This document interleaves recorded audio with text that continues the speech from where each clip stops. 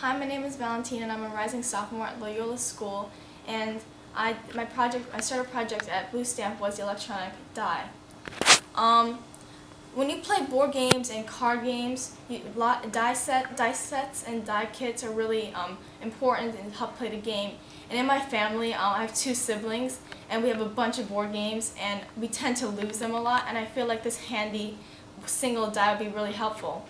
The way this works is that typically you see dies that have 6 sides, and they have dots that represent numbers. And this die has one face with 7 LEDs that light up in response to impact against a flat surface.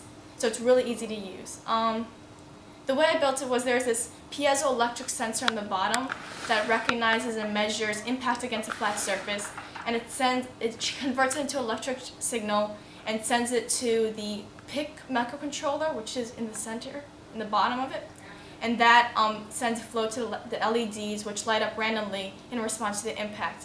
And there are these resistors that prevent and reduce too much flow through the circuit, which keeps a steady flow so that it doesn't overload and it works functionally properly.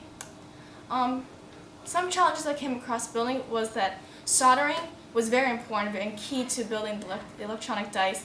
And I had never done it before. I didn't have much experience with it. And I thought it was really an interesting experience and really fun to learn how to do that. And also, another challenge I came across was in the end, for the sensor, there were these 2 wires that send the signals to the PIC microcontroller. And I had forgotten to take the rubber off, and I realized when I was tapping it, it wasn't lighting up.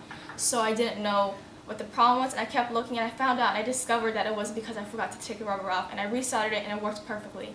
And I'll show you. So this is it. It goes into a sleep mode, so I have to tap it twice sometimes. So it goes randomly.